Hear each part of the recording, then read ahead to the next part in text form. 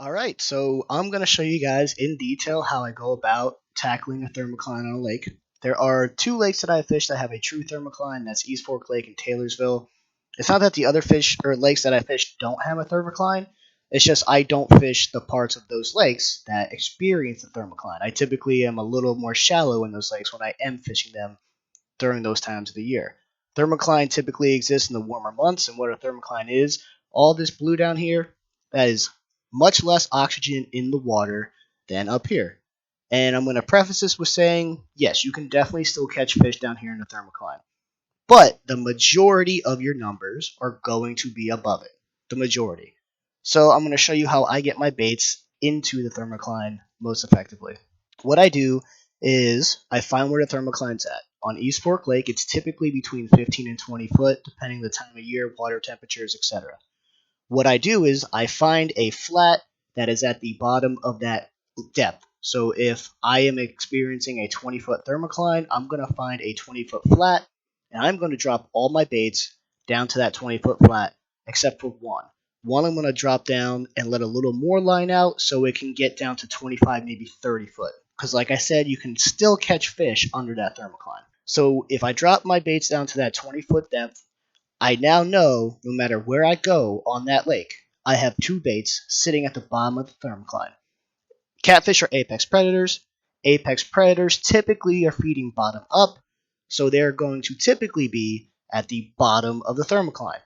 To target the fish where you feel like you have the highest percentage of catching the most fish and the biggest fish. So that's why I put them at the bottom of the thermocline. That's where I feel like that's my best chance to catch them. As I'm going through, I could be an 80 foot, 100 foot, 20 foot, doesn't matter. I for sure have two baits in that 15 to 19 foot range because I'm using these Kayak Mike Rigs 2.0. You can see here the double hook rig down to a sandy drifter at the bottom. Another great thing about fishing a thermocline, if you're fishing 30 foot deep and a thermocline's at 20, there's almost a 0% chance you'll ever get hung. That is one nice thing. And then the one that's back here that's a little deeper, like I said, see this? That's more than likely a fish. So yes, fish do exist under the thermocline as well. They're probably just not living there. So I do always have one that's a little deeper. Now if I'm in 20 foot of water, since I have my sandy drifter on the bottom, my dragging weight on the bottom, this will be the same depth as these ones. But if I drop them to 40 foot of water, these guys will be in that 25 foot range roughly, and these guys will still be in that 15 to 19 foot range. So that's how I attack thermoclines. I hope the beginning of this helps. Enjoy the video, and yeah, Kayak Mike out of here. Oh wow, this feels really good. Got our first fish on. Hit like a champ. How's that camera? That's not terrible. Let's see if he hooked up though. I got a feeling it's a feisty old channel cat. On this back pole I had shad and crappie. It hit the shad. Oh, he's pulling a little drag here. Yeah, I'm pretty sure it's a channel cat, but hey, he's fighting good. That's not a bad sized channel rat at all. It just feels good to catch a fish at my arch nemesis lake.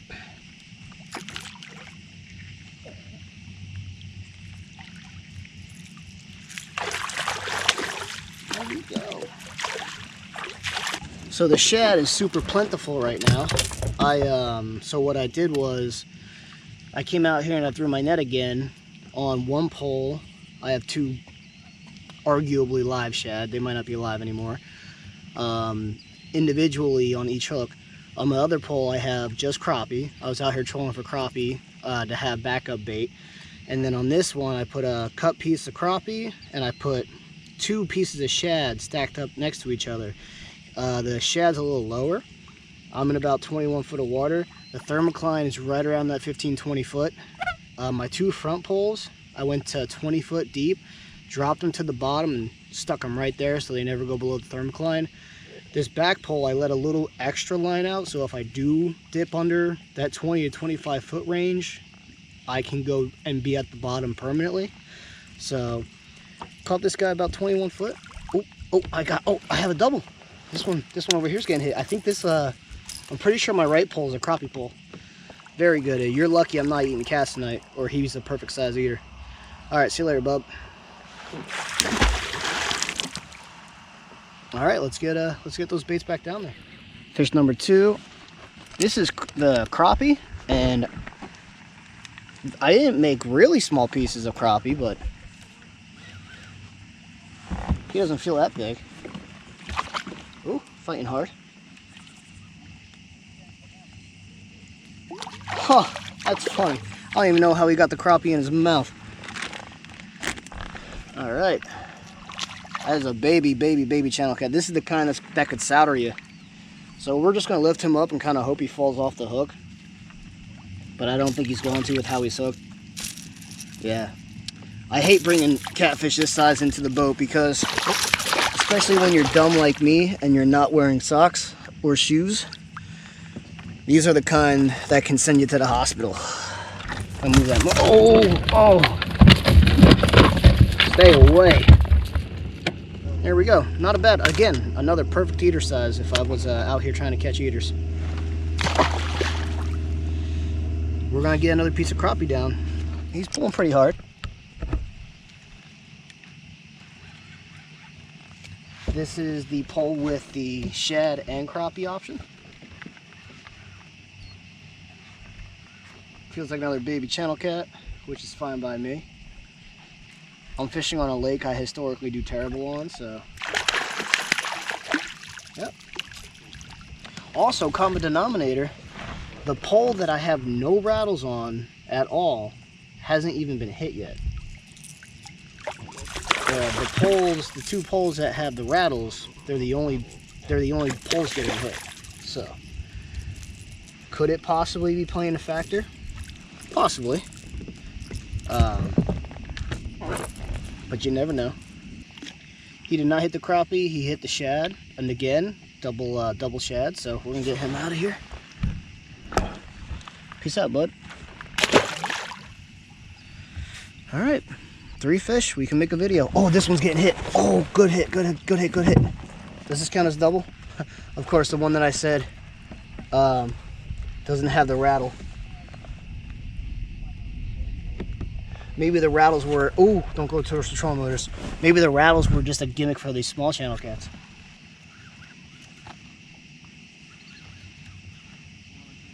I mean, he's losing some size now.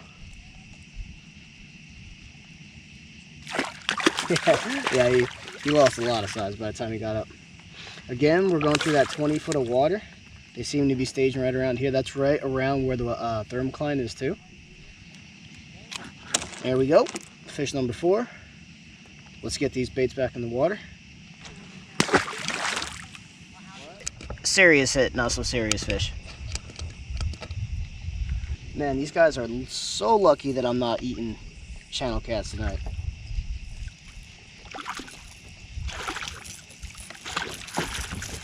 He also hit on the double shad. I might be able to pop him off here. Nope. That 5/0's doing his job well. Hook sets tonight have been very good.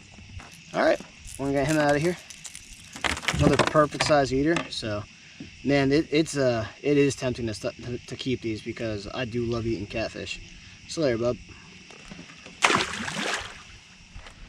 Dealing with a big tangle between my legs. This guy hit it slow. It's a respectable size channel on the crappie.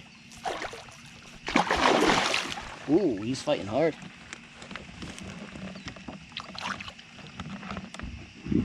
This one's net worthy.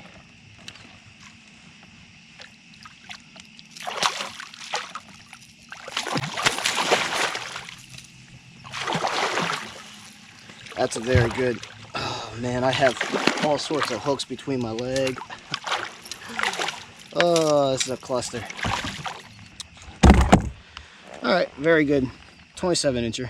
Very good, very solid fish. All right, see you, bub. Doesn't feel amazing, but it feels decent.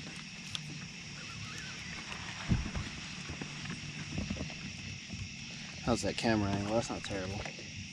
I'll fight the fish back here so it looks better for the video. All my rods have been doing musical rods on this last drag. That's not bad. Is this my first? No, it's a 10. I thought maybe I had my first ever East Fork Blue Cat. I'm not too concerned if he hops off here, so we're gonna try and get him in the video. He's not gonna help in any real tournaments, so there you go. And now he's hooked well, so I gotta get him in the front of the boat. He hit the crappie side piece. These head pieces have been getting hit. They're too big for the fish that are hitting it. All right, there we go. Not a bad fish. These fish are lucky I'm not keeping eaters tonight because I would have had a buffet. Let's see them. All right, that probably concludes the fishing trip. I trolled for crappie before I came out here and started fishing. It was a really successful trip. I crushed a crappie. Go look up Ryan with Hooked Up on Fishing, the charter service, the one that I did for the crappie. He's the one who taught me everything. He also hooked me up with a little bait tonight. We saw each other out here on the lake. I'm gonna stay on just to finish this drag out. There might be a bonus fish, who knows, but otherwise, Kayak Mike out of here.